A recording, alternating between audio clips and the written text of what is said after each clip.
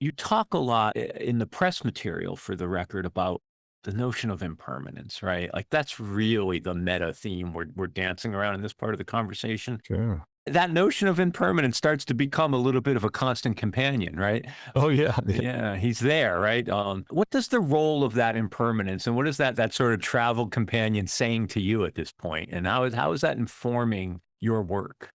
Well, I don't know if it's informing my work as much as my overall life. Music is music, and when I hit the guitar, it's like decades of history, so that I can't get rid of.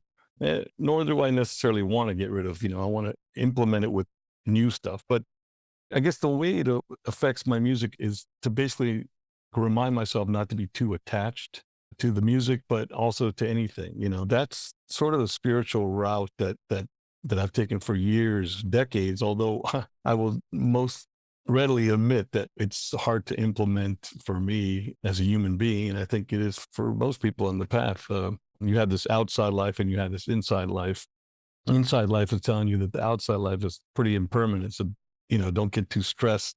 Don't take this seriously. If you have a, opportunity that doesn't come through, which happens all the time in music, and with everything really. But if I was a doctor, I guess I wouldn't be thinking like this as much. The idea is to lessen the egoic mind, if you will, which is really just the mind altogether. It's not a separate part of the mind. It's really just the mind. Sort of lessen those attributes in daily life and sort of allow yourself to realize that permanence is not a bad thing, because it's something that no one wants to talk about because it doesn't really register with the way you move through life. We're not sitting there walking around, oh, hey, man, look at that sunset. This is impermanent.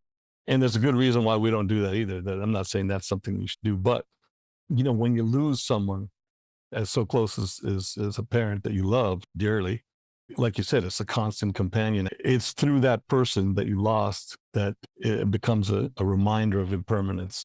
This album is dedicated to my mom, along with being dedicated to the idea of impermanence and how I've dealt with that through meditation and contemplation and reflection and self-inquiry, all that stuff.